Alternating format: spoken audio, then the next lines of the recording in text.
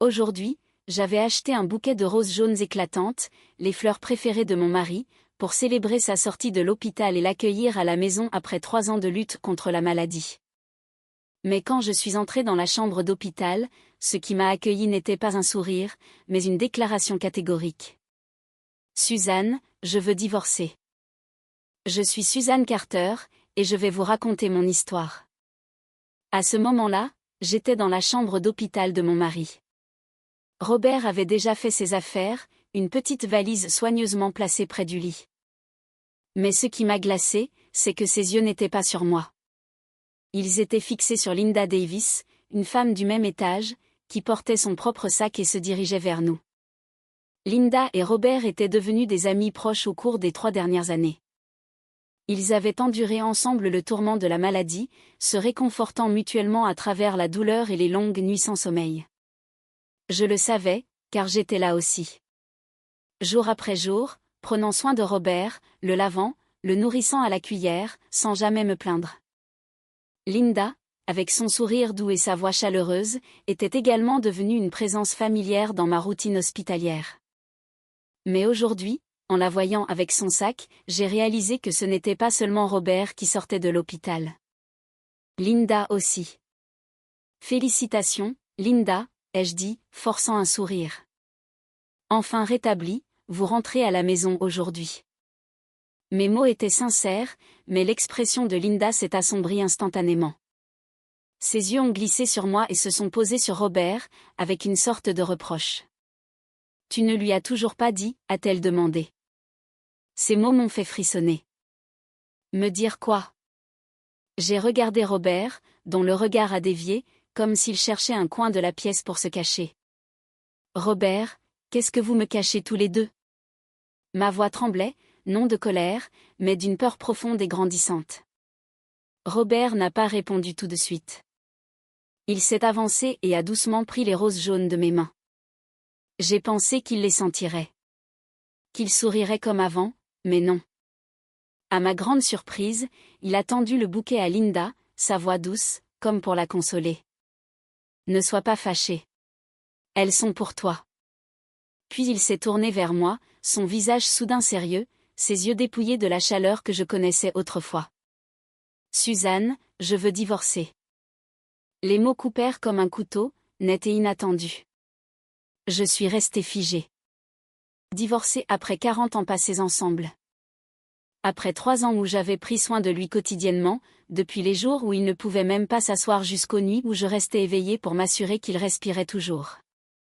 J'ai secoué la tête, cherchant une explication dans ses yeux. Robert, pourquoi? Tout va bien. Tu viens de sortir. Nous, il a pris une profonde inspiration, comme s'il rassemblait son courage. Suzanne, si Linda n'avait pas été là, je n'aurais pas survécu à mon séjour ici. Elle n'a pas d'enfant, personne. Je veux lui donner un foyer pour la remercier de ne pas m'avoir abandonnée. Je ne peux que m'excuser auprès de toi. Je n'arrivais pas à croire ce que j'entendais. La remercier. Comment exactement Linda avait-elle été là pour lui, à travers des conversations par-dessus le mur de l'hôpital? À travers les histoires qu'il partageait pendant que je changeais les draps, préparais la bouillie, ou courais chercher des médicaments? Et moi, l'épouse de 40 ans, qui avait vieilli de 10 ans à force de jours de soins interminables. Que étais-je à ses yeux? Et moi, Robert? Ma voix se brisa, plus sous mon contrôle. J'étais là tous les jours, à te laver, à te nourrir cuillère par cuillère, à prier pour que tu t'en sortes. 3 ans, Robert. 3 ans où je ne t'ai jamais quitté. Et maintenant tu me dis que tu veux divorcer parce que Linda a été là pour toi. Qu'est-ce que je suis pour toi? Linda baissa le regard, sa main serrant le bouquet de roses jaunes. Elle ne dit rien, mais il y eut une lueur de culpabilité dans ses yeux. Ou peut-être l'ai-je imaginé. Robert prit la main de Linda, le geste à la fois tendre et ferme, comme s'il craignait qu'elle ne disparaisse. Suzanne, je ne plaisante pas divorcer de toi et épouser Linda, c'est une chose à laquelle j'ai mûrement réfléchi. Je veux juste lui offrir un endroit où elle puisse se sentir chez elle. C'est tout. Mais ne t'inquiète pas. Je ne t'abandonnerai pas. Nous en avons discuté. Discuter. Le mot me transperça la poitrine comme une aiguille. Ils avaient siégé ensemble, planifiant une nouvelle vie, pendant que j'étais occupée à choisir des roses jaunes pour célébrer sa libération.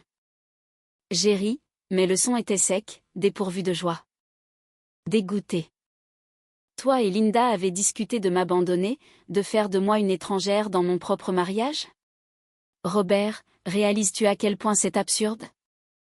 Il ne répondit pas, baissa seulement la tête, tenant toujours fermement la main de Linda. Linda me regarda, ses lèvres bougeant comme pour parler, mais elle resta silencieuse. La chambre d'hôpital devint soudain étouffante, l'odeur d'antiseptique remplissant mes poumons jusqu'à ce que je puisse à peine respirer. Je voulais crier, arracher le bouquet des mains de Linda, forcer Robert à me regarder dans les yeux et à expliquer comment il pouvait si facilement jeter 40 ans passés ensemble. Mais je suis restée là, mes jambes clouées au sol, mes mains tremblantes le long de mon corps. Suzanne. Robert a finalement parlé, sa voix basse mais froide. J'ai pris ma décision. C'est ce qu'il y a de mieux pour nous tous. Le mieux? J'ai répété le mot dans mon esprit, le ressentant comme une blague cruelle. Le mieux pour qui? Pour Linda, qui aurait désormais un foyer. Pour Robert, qui voulait recommencer. Et moi? La femme qui avait tout sacrifié, maintenant laissée avec des excuses et une vague promesse de ne pas être abandonnée. Je me suis retournée et suis sortie de la chambre d'hôpital, ne voulant pas qu'il voie les larmes qui étaient sur le point de couler. Acte 2. J'avais besoin de quelqu'un à mes côtés, quelqu'un qui pouvait comprendre la douleur qui déchirait mon cœur. Et j'ai immédiatement pensé à David, mon unique fils avec Robert. David, l'enfant que j'avais élevé avec tout mon amour, intelligent, bien élevé, et toujours plus proche de moi que de son père. Si quelqu'un devait me soutenir, ce devait être David. Ce matin, il devait venir avec moi chercher Robert, mais Ashley, ma belle-fille, a soudainement eu des douleurs à l'estomac. Craignant que ce ne soit quelque chose de grave avec la grossesse, j'ai dit à David de l'emmener chez le médecin pendant que je ramenais Robert à la maison en premier. Il a promis qu'après avoir ramené Ashley se reposer, il passerait voir son père. Mais maintenant, après ce qui venait de se passer, je ne pouvais plus attendre. J'ai composé le numéro de David, ma voix tremblante au téléphone. 15 minutes plus tard, David est apparu, la sueur perlait sur son front, sa chemise froissée comme s'il avait couru directement depuis le parking. « Maman, qu'est-ce qui se passe » halta-t-il, ses yeux bruns brillants d'inquiétude. En voyant mon fils, j'ai senti une vague de chaleur me traverser la poitrine, comme s'il était la seule bouée de sauvetage au milieu de cette tempête. Mais j'ai aussi eu honte qu'à mon âge, je veuille encore pleurer comme une enfant. J'ai pris une profonde inspiration, ravalé mes larmes et désigné Robert et Linda, qui se tenaient à quelques pas, évitant mon regard. « Ton père veut divorcer de moi » ai-je dit, ma voix se brisant. « Il veut épouser Linda, la femme du même étage d'hôpital. Il dit, parce que Linda a été à ses côtés, il veut lui offrir un foyer. » J'ai tout raconté, chaque mot que Robert avait dit, chaque regard froid qu'il m'avait lancé. J'ai attendu, espérant voir de la colère, de l'indignation dans les yeux de David. Le genre d'indignation qu'un fils ressentirait lorsque son père trahit sa mère. Mais au lieu de cela, l'expression de David n'a fait que devenir momentanément sérieuse avant qu'il ne se taise, comme s'il pesait quelque chose dans son esprit. Il a regardé Robert, puis Linda, et enfin est revenu vers moi. Et ce qu'il a dit ensuite m'a fait frissonner. « Maman. » Je pensais que c'était quelque chose de grave. David haussa les épaules, sa voix légère, comme s'il parlait d'une affaire triviale. Il s'avère que papa veut juste ramener tante Linda à la maison. Tante Linda. Les mots me transpercèrent les oreilles comme un couteau. David avait rendu visite à son père plusieurs fois à l'hôpital, et je savais qu'il connaissait Linda, l'appelant même poliment tante. Mais maintenant, à ce moment-là, ce nom sonnait si dissonant que je voulais crier. David ne semblait pas le remarquer. Il me regarda, le coin de sa bouche se soulevant légèrement, comme si j'étais une enfant qui exagérait les choses. « Maman, papa vient de sortir de l'hôpital et le médecin a dit qu'il devait garder le moral pour se rétablir. Tu devrais juste divorcer.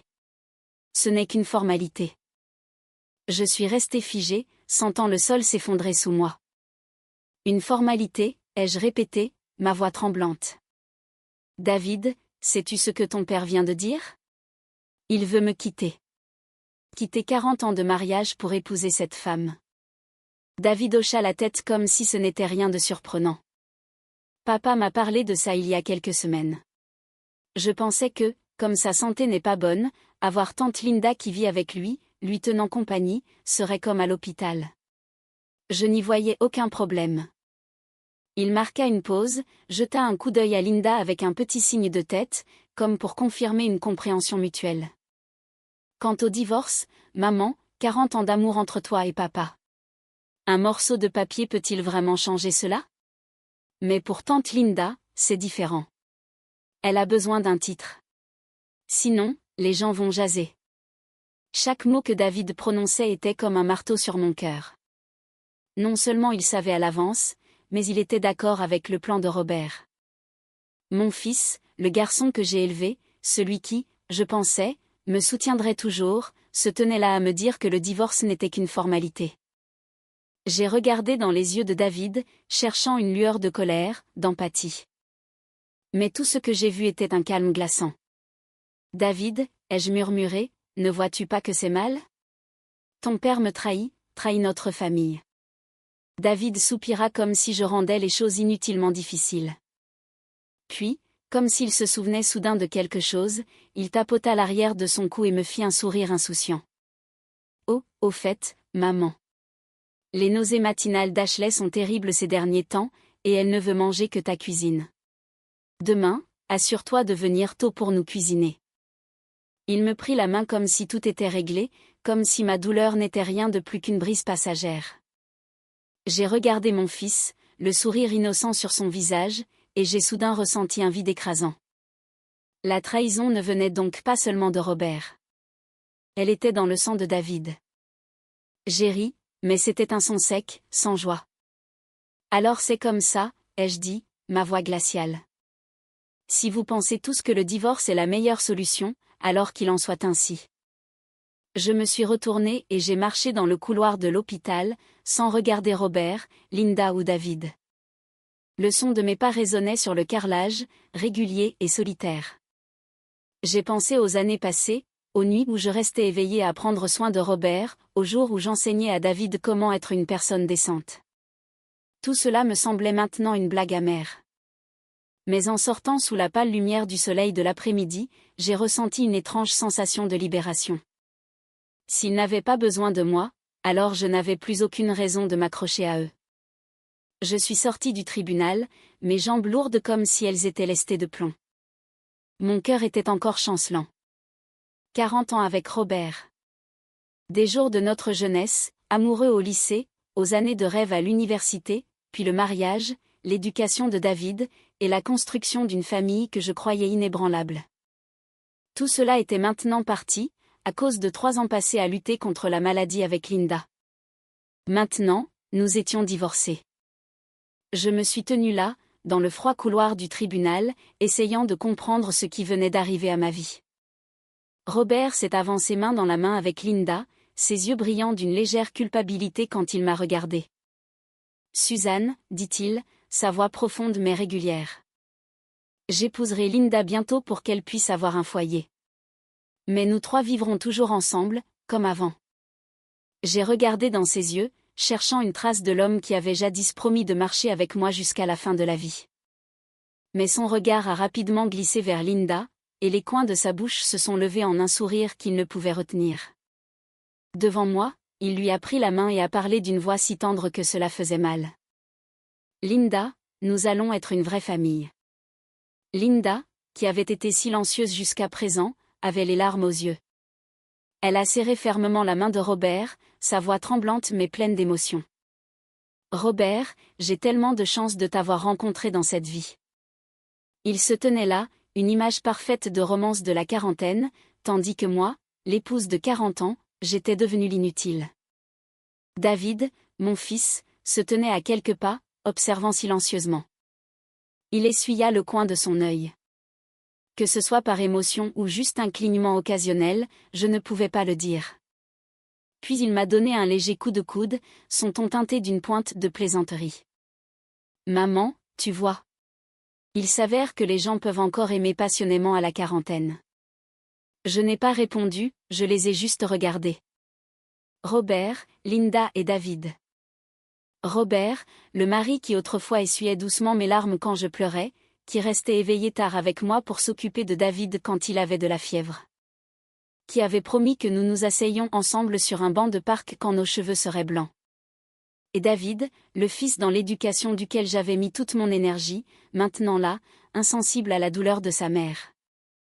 Je voulais crier, leur demander comment ils pouvaient si facilement me rejeter, mais ma poitrine était lourde, comme si toutes mes émotions s'étaient évaporées.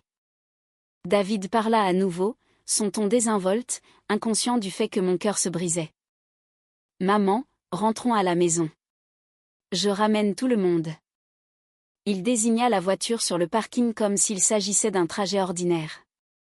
J'ai secoué la tête, ma voix plus froide que je ne l'attendais.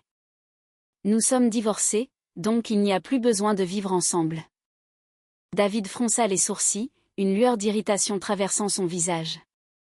Maman, si tu ne rentres pas avec papa, vas-tu rester avec Ashley et moi? Tu sais comment est Ashley.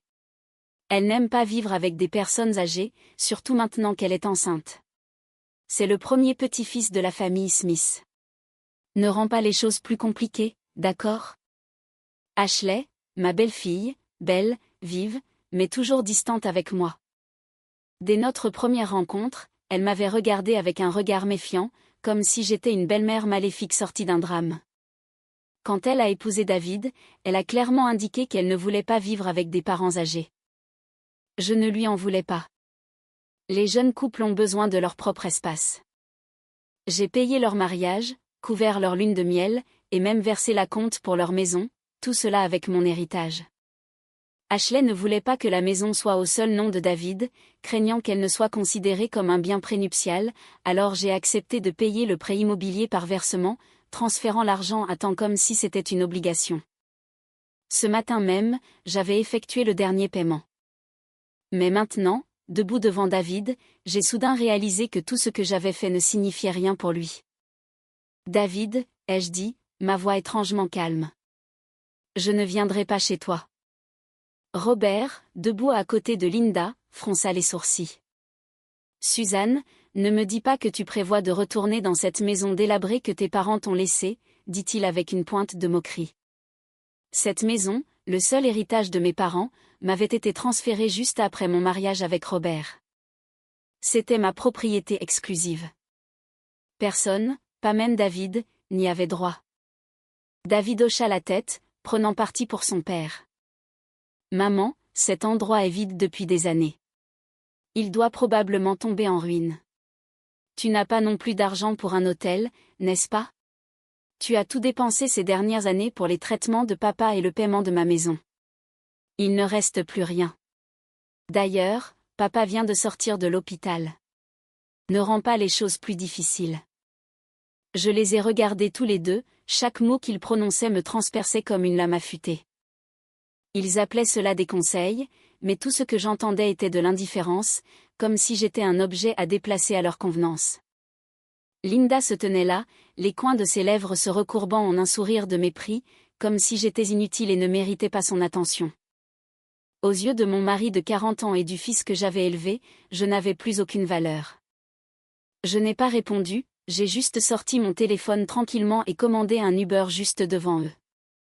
Robert fronça les sourcils, sa voix devenant plus dure. Suzanne, je t'ai dit que nous continuerions à vivre comme avant. Si tu n'écoutes pas, alors vas-y. Linda, se glissant dans son rôle de femme douce, essuya ses yeux, sa voix tremblante. Robert, tout est de ma faute. David a immédiatement pris sa défense. C'est maman qui est déraisonnable. Tante n'a aucune faute ici. Il s'est tourné vers moi, son regard mêlant impuissance et reproche. Maman, si tu veux faire une scène, alors vas-y, mais ne m'appelle pas plus tard pour me demander de venir te chercher. Ces mots furent comme une dernière gifle. Il était certain que je ne pouvais pas les quitter, certain que je reviendrais en rampant comme un chien fidèle. Je n'ai pas répondu, J'ai juste descendu les marches du tribunal alors que le taxi s'arrêtait. David m'a appelé, toujours à moitié en plaisantant. Maman, n'oublie pas de venir demain pour cuisiner pour Ashley. Elle n'aime que ta cuisine. Je me suis arrêtée, ma main agrippant la portière de la voiture, et me suis tournée pour regarder David. Son visage était toujours insouciant, se grattant l'arrière du cou comme s'il parlait de quelque chose de trivial. David, ai-je dit, ma voix dépourvue d'émotion. Je ne viendrai pas. Linda a souri, choisissant ce moment pour intervenir. David, je viendrai. Je suis sûre qu'Ashley adorera ma cuisine. Elle parlait avec une fausse douceur, comme la femme parfaite et magnifique. David s'est illuminé instantanément. C'est super, tante Linda. Pas étonnant que papa t'aime bien. Il a insisté sur les derniers mots comme pour tordre le couteau plus profondément dans mon cœur. Je n'ai pas répondu, je suis juste montée dans le taxi et j'ai claqué la porte. Alors qu'il démarrait, j'ai entendu la voix de Robert depuis l'entrée du tribunal. Suzanne a dépendu de moi toutes ces années. Elle boude juste. Elle reviendra. Il a parlé avec la confiance d'un homme qui croyait que je ne pouvais pas vivre sans lui. Mais il se trompait. Cette fois, je ne reviendrai pas. J'ai appuyé ma tête contre la fenêtre, regardant le paysage défiler. 40 ans de bonheur que j'avais cru réel s'étaient avérés aussi fragiles que l'écume de mer. Robert, Linda, David, ils s'étaient choisis mutuellement, avaient choisi un avenir sans moi. Mais je ne ressentais plus de douleur. Au lieu de cela, il y avait un sentiment de libération, comme si je rejetais un manteau qui avait été trop serré pendant trop longtemps. Mon téléphone a vibré. 2 messages ont illuminé l'écran. L'un du médecin de Robert expliquant que, bien qu'il ait été autorisé à sortir, son corps était encore faible et nécessitait des soins attentifs, sinon il risquait de rechuter, voire de risquer sa vie. 3 pages d'instructions détaillées étaient jointes. Le deuxième message venait de Chloé, ma voisine près de l'ancienne maison de mes parents. Une seule courte phrase, « Votre maison a reçu une bonne offre. Signez le contrat bientôt. » J'ai survolé le message du médecin, puis je l'ai supprimé sans hésitation. Robert n'était plus ma responsabilité. Qu'il vive ou meure était désormais le problème de Linda. Quant au message de Chloé, il m'a fait sourire. Il y a 2 mois, j'avais discrètement commencé le processus de vente de la maison de mes parents pour avoir de l'argent pour les traitements de Robert. Je n'en avais jamais parlé à Robert ou à David. Maintenant, le produit de la vente de cette maison me donnerait un nouveau départ. 30 minutes plus tard, je me suis retrouvée devant l'ancienne maison. Elle n'était pas délabrée comme David l'avait dit, les parquets de bois brillaient encore, la légère odeur de vieille peinture persistait comme un salut du passé. Ce n'était pas seulement un refuge. C'était là que je recommencerais. J'ai ouvert la porte, je suis entrée, et j'ai senti le calme m'envelopper. Pendant 40 ans, j'avais vécu pour Robert, pour David. Maintenant, je vivrais pour moi-même. Et cette fois, personne ne me ferait faire demi-tour. Acte 4. Après 1 heure de balayage et de nettoyage, la sueur trempant le dos de ma chemise, je me suis effondrée sur le canapé, mes mains tremblantes d'épuisement. À mon âge, mon corps n'a plus la force d'endurer des journées comme celle-ci. Mon téléphone a vibré, l'écran s'illuminant avec le nom de Robert. Je l'ai regardé fixement, mon doigt hésitant sur le bouton de refus, mais mes mains étaient encore humides après avoir lavé, glissantes sur l'écran, et dans un moment d'inattention, mon doigt a tapé sur le bouton de réponse. La voix de Robert a retenti avant que je puisse réagir. « Suzanne, tu n'as pas mis les pilules d'aujourd'hui dans la petite boîte pour moi. Le frigo à la maison est vide. Rien à manger. Oh, et la machine à laver. Je n'ai pas l'habitude de l'utiliser. Toi, Robert ? » Je l'ai coupé, ma voix glaciale. « N'oublie pas, nous sommes divorcés. » Silence à l'autre bout, comme si mes mots l'avaient abasourdi. Puis il a parlé, l'air légèrement surpris, presque incrédule. « Et alors ? » Alors ces choses ne sont plus mon devoir ni ma responsabilité. « Comprends, ai-je dit, chaque mot sculpté d'une poitrine douloureuse. J'ai repensé à tous ces jours à l'hôpital, à trier soigneusement ses pilules dans une petite boîte, à noter les heures exactes pour qu'il ne les mélange pas. J'ai repensé aux fois où je rentrais à la hâte, mangeant juste un morceau de pain parce que presque toutes mes heures étaient consacrées à prendre soin de lui. J'avais prévu qu'aujourd'hui, après l'avoir ramené à la maison, j'irais au supermarché acheter des aliments frais, préparer des plats légers et sains adaptés à sa santé fragile. Non pas parce que je ne voulais pas manger dehors, mais parce que je savais qu'il devait éviter certaines choses. Qu'il avait besoin de repas faits maison pour se rétablir. Mais maintenant, avec le papier de divorce signé, quelle raison me restait-il de continuer? Robert est resté silencieux pendant un long moment, sa respiration lourde au téléphone. Finalement, il a parlé lentement, l'air légèrement troublé. Mais Suzanne, je t'ai dit que même si nous sommes divorcés, nous sommes toujours une famille, toujours liés. J'ai ri, mais le son était sec, dépourvu de toute joie. Famille? Robert, ne comprends-tu pas la loi? Un homme vivant avec 2 femmes? J'ai démasqué la pensée égoïste derrière ces mots, la manière dont il déguisait la trahison. Une fois divorcés, nous ne sommes plus une famille. Piqué, le ton de Robert est devenu tranchant, comme s'il essayait de reprendre le dessus. Très bien, Suzanne. Je craignais seulement que tu te fasses intimider toute seule. Si tu penses que tu es si capable, alors ne reviens pas. Il a raccroché, la tonalité coupant la ligne comme une dernière coupure. Je suis restée assise là, mon téléphone glissant de ma main et atterrissant sur le canapé. Une partie de moi souffrait encore, non pas à cause de ce que Robert venait de dire, mais à cause des 40 ans que je lui avais donnés, des années d'amour, de sacrifice et de confiance. La trahison, ai-je réalisé, n'est pas seulement un acte. C'est la facilité avec laquelle il pouvait m'effacer de sa vie, comme si je n'avais jamais existé. Je me suis levée, je suis allée dans la salle de bain, laissant l'eau froide laver la couche de poussière de ma peau.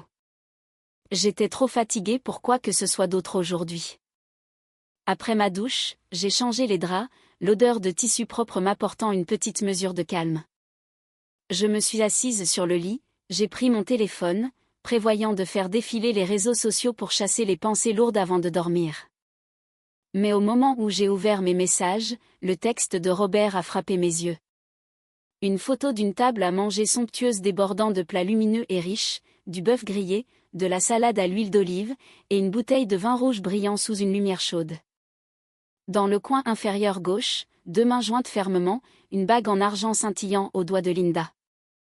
Le message de Robert était bref, si tu ne veux pas revenir, très bien. Linda et moi pouvons profiter de notre propre monde.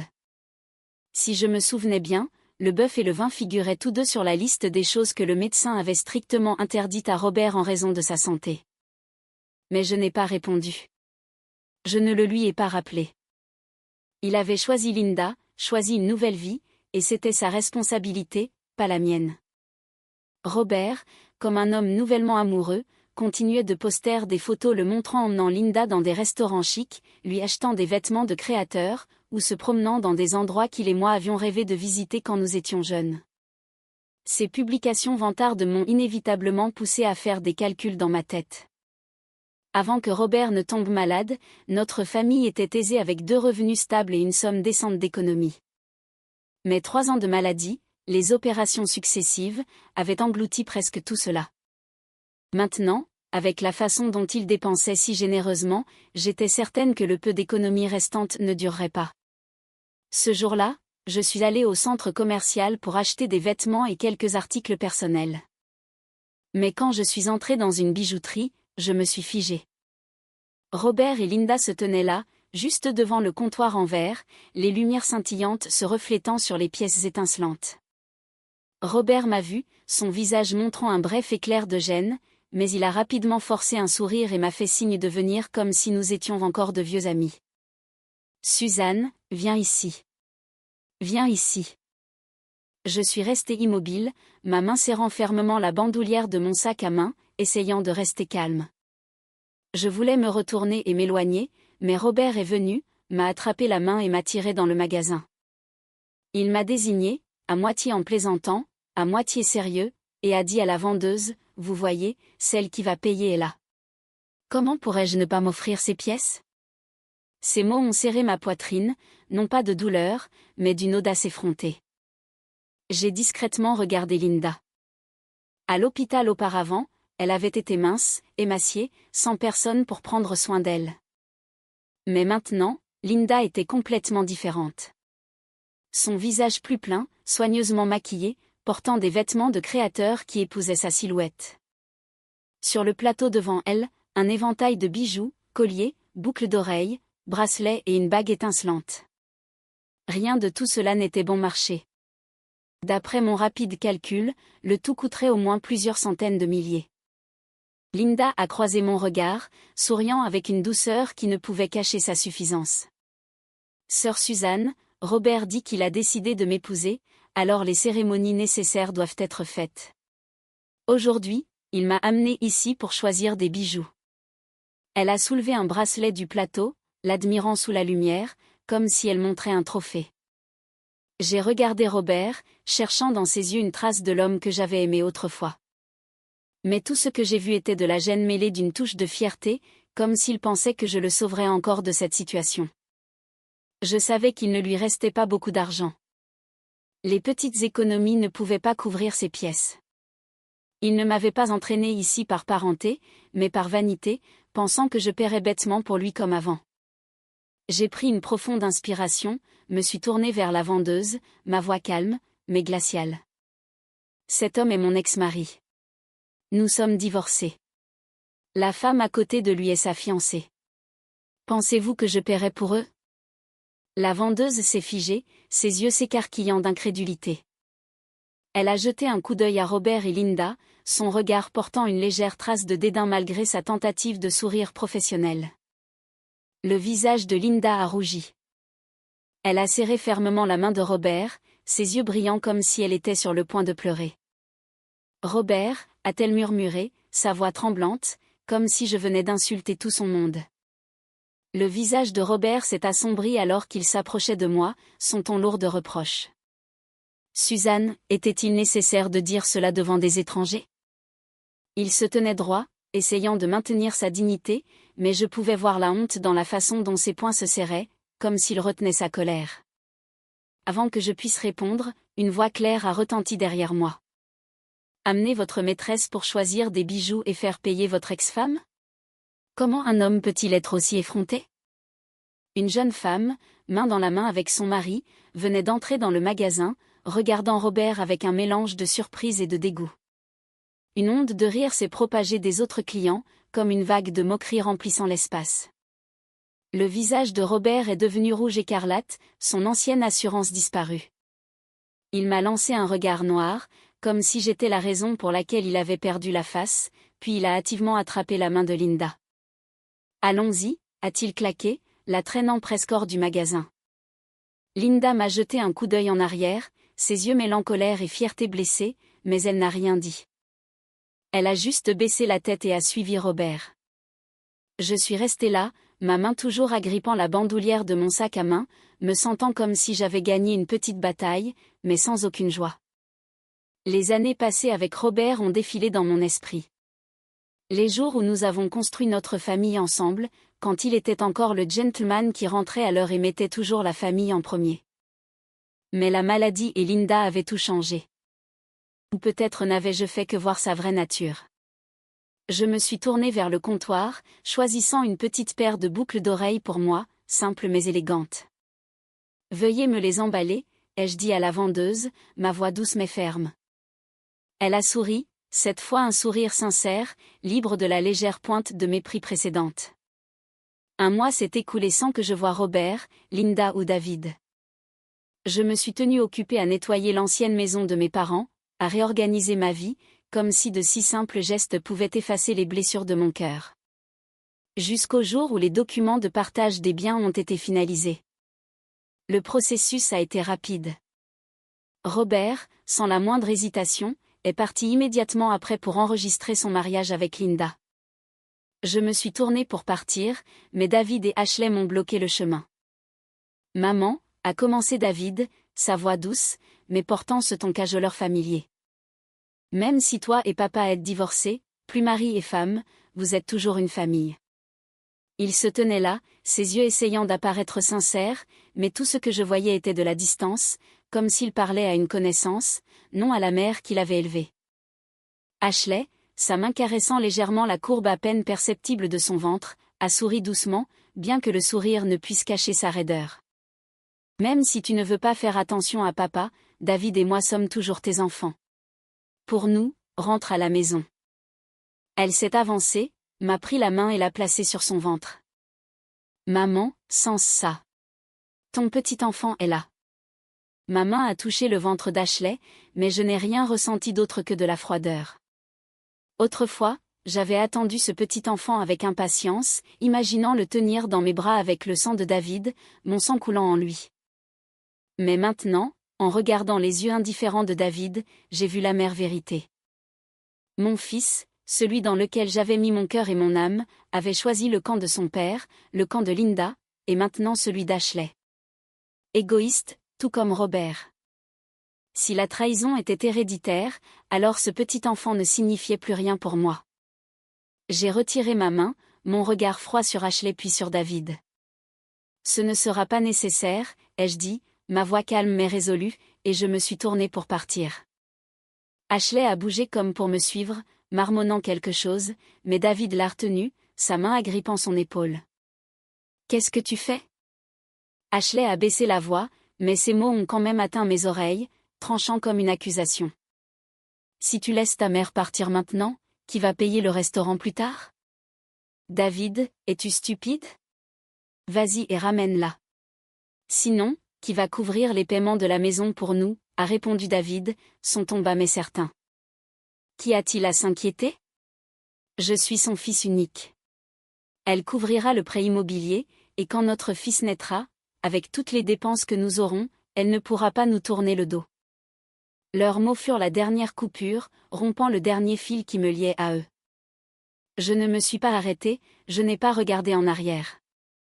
J'ai marché droit dehors, le soleil de midi tombant sur mon visage, mais il n'apportait aucune chaleur, seulement la libération, comme si je me débarrassais d'un poids qui avait pesé sur mes épaules pendant 40 ans.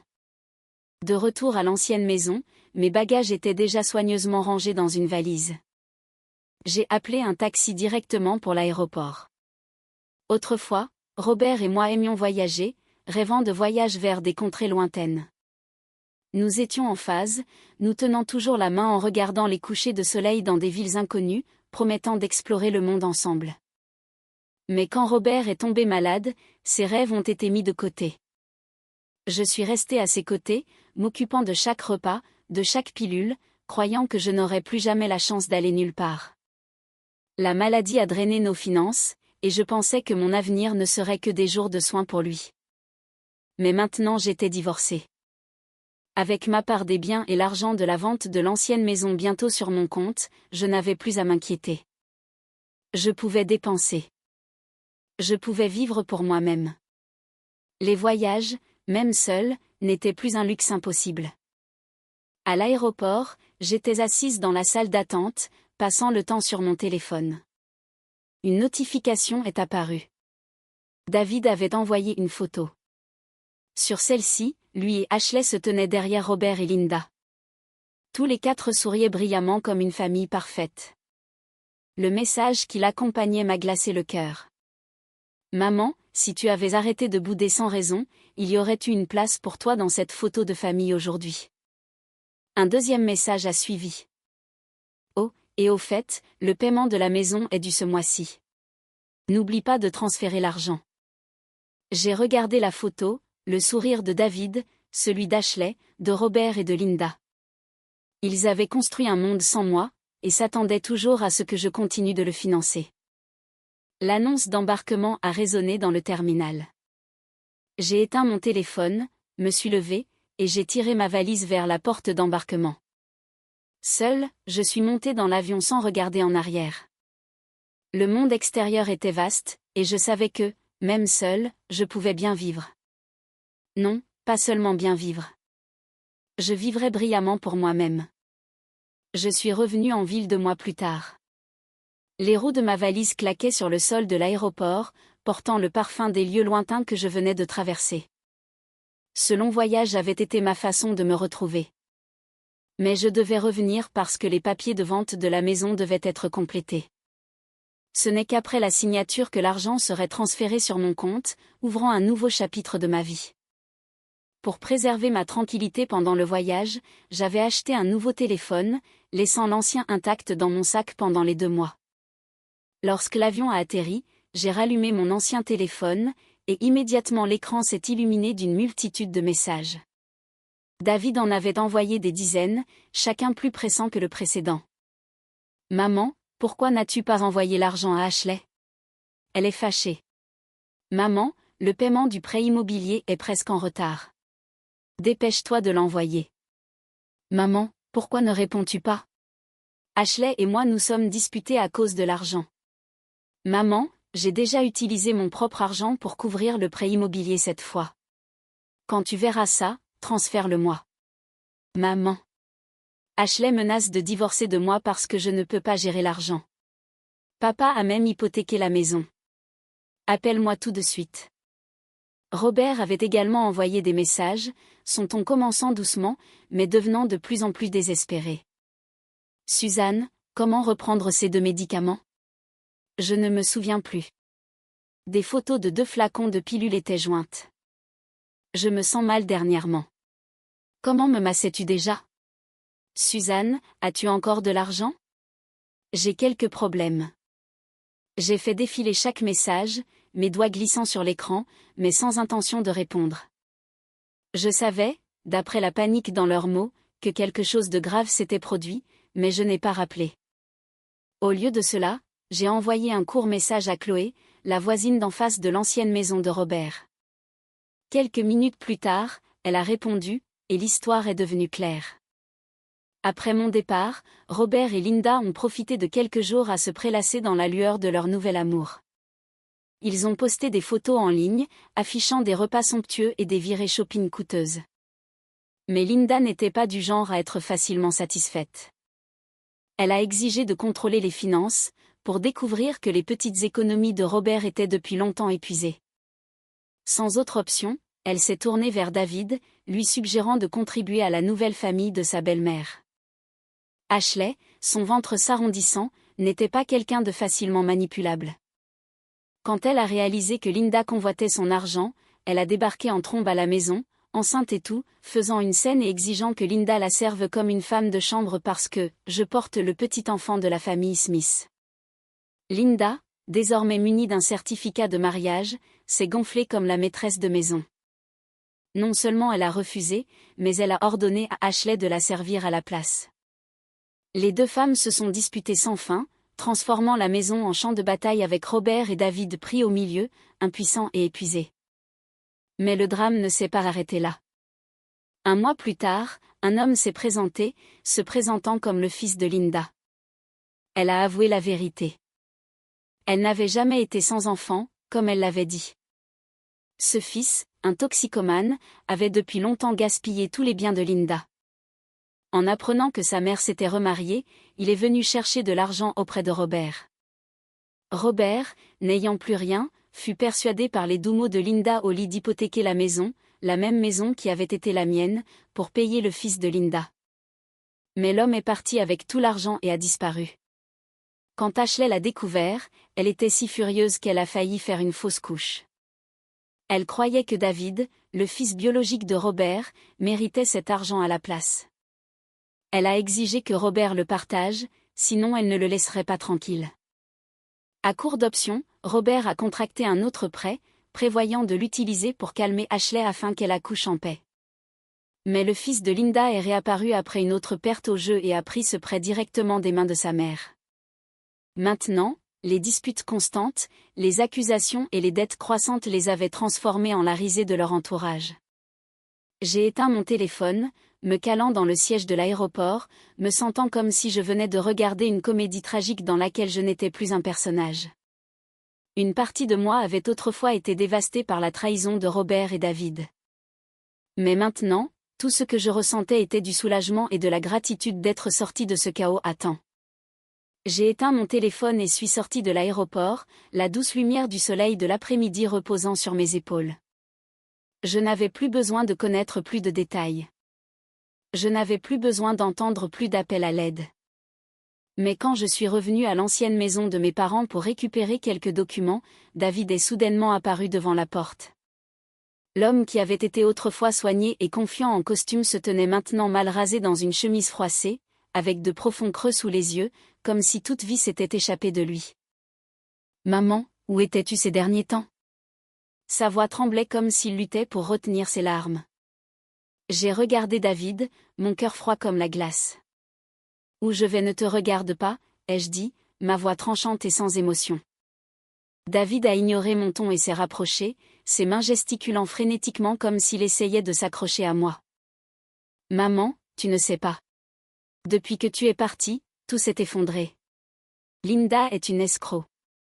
Elle a un fils toxicomane. Papa a vendu la maison. Ashley se dispute avec moi tous les jours, menaçant de divorcer de moi si je ne peux pas gagner d'argent. Maman, je n'ai vraiment pas d'autre solution. » Il a serré mes mains fermement, comme si j'étais encore la mère qui lui ouvrirait les bras pour le sauver comme avant. Mais je ne ressentais rien. Les jours où j'avais subvenu à ses besoins et à ceux d'Ashley, des frais de mariage au paiement de la maison, pour n'être remboursés que par l'indifférence et la trahison, n'étaient plus qu'un souvenir estompé. « Maman, pourquoi souris-tu » demanda David, alarmé quand il me vit courber les lèvres. « Le bébé dans le ventre d'Ashley. C'est ton propre petit enfant. Une partie de la famille Smith. » Une partie de la famille Smith ? J'ai regardé droit dans ses yeux, ma voix empreinte de moquerie. « Et qu'est-ce que cela a à voir avec Suzanne ? J'ai quitté ta famille Smith il y a longtemps. » David se figea, sa bouche s'ouvrant, mais aucun mot n'en sortit. Avant qu'il ne puisse réagir, Robert apparut, ses lourds pas traînant sur le chemin de la maison. Il avait l'air plus vieux, diminué. « Suzanne, tu es enfin revenue, » dit-il faiblement, faisant un pas en avant pour me prendre la main, mais je me suis retirée, évitant son toucher. « Suzanne, j'ai eu tort, » continua-t-il, les yeux baissés comme s'il ne pouvait pas soutenir mon regard. « Sans toi, tout a été trop difficile. Si tu reviens, je divorcerai de Linda immédiatement. Même si la maison est vendue, nous pouvons toujours vivre dans la maison de tes parents. » J'ai ri, le son sec résonnant dans le calme. « Robert, tu oses encore mentionner la maison de mes parents ? » Je le fixai d'un regard glacial. « Nous sommes divorcés. Les biens ont été partagés. Toi et moi n'avons plus rien à voir l'un avec l'autre. Si tu me déranges encore, j'appellerai la police. » Je me suis tournée vers David, qui se tenait toujours là, ses yeux vacillant entre espoir et désespoir. « Et toi, David, un homme égoïste comme toi, j'aurais souhaité ne jamais avoir mis au monde. Tu as plus de 30 ans. Je n'ai aucune obligation de continuer à te soutenir. » Mes mots coupèrent comme des couteaux, rompant les derniers liens entre nous. J'ai sorti mon téléphone, mon doigt glissant sur l'écran, prête à appeler la police. Robert commença à dire quelque chose, mais son téléphone sonna en même temps que celui de David. Ils répondirent tous les deux, et je les ai vus pâlir. Puis ils se sont retournés et ont fui comme s'ils étaient pourchassés par une tempête invisible. Je ne me souciais pas de ce qui s'était passé. Je suis entrée, j'ai récupéré les papiers dont j'avais besoin, et je suis partie signer le contrat de vente de la maison. Quelques jours plus tard, plus d'1 million de dollars de la vente étaient sur mon compte. J'ai acheté un petit appartement baigné de lumière du soleil à travers de grandes fenêtres, et j'ai jeté mon ancien téléphone et ma carte SIM, coupant tous les liens avec le passé. Je voulais une vie où personne ne saurait où j'étais, où personne ne pourrait venir me réclamer quoi que ce soit. 2 mois plus tard, je marchais dans une rue animée, un sac à main argenté scintillant à la main, quand le tumulte à un coin de rue m'a fait tourner la tête. 2 hommes vêtus comme des vagabonds se criaient dessus et se bousculaient. Je les ai reconnus instantanément, Robert et David. Le temps les avait usés, mais je ne pouvais jamais me méprendre sur les visages du mari et du fils qui m'avaient autrefois trahi. « C'est de ta faute. Tu voulais divorcer de ma mère » cria David, agrippant le col de Robert, son visage rougi de colère. « Je suis ton père » rugit Robert en retour, essayant de repousser David. « Tu as aussi accepté le divorce. Maintenant tu me blâmes. De la foule autour d'eux, j'ai saisi des bribes de l'histoire. Linda, noyée sous des dettes à taux d'intérêt élevés pour sauver son fils toxicomane, avait poussé Robert à signer un contrat de prêt. Maintenant, ils étaient harcelés par les recouvreurs de dettes. Ashley, après avoir avorté et renoué avec un ancien amant, avait divorcé de David, le laissant sans rien. Robert et David, dépouillés de tout sauf de ressentiment, se sont maintenant retournés l'un contre l'autre, se bousculant et criant dans la rue. Je me suis détournée, j'ai pris la main de mon ami, et je me suis dirigée vers ma nouvelle voiture, sa surface argentée brillant au soleil. Leur voix m'appelait, mais je n'ai pas regardé en arrière. J'ai démarré, les laissant à l'épave qu'ils avaient eux-mêmes créée. Le temps a passé, et je me suis installée dans une nouvelle ville, dans une petite villa de 300 mètres carrés où le soleil entrait à flot par de grandes fenêtres vitrées. 2 femmes de ménage maintenaient l'endroit en ordre, me laissant libre de voyager, de faire du shopping, ou simplement de m'asseoir près de la fenêtre avec une tasse de thé, regardant le coucher de soleil. Ma vie était désormais faite de jours paisibles, libérée du poids de Robert, de David, ou des promesses brisées. J'ai réalisé que l'égoïsme et l'ingratitude pouvaient être hérités, mais j'avais choisi de m'éloigner de cette lignée. Moi, Suzanne, je me repose maintenant sur la chaise longue de ma villa, la douce lumière du soleil reposant sur ma main, mon cœur léger comme les nuages. J'ai trouvé la liberté, non dans des voyages lointains, mais en laissant partir ce qui ne m'appartenait plus. Et je sais que lorsque l'on ose se libérer du passé, la vie ouvre des portes menant à la paix.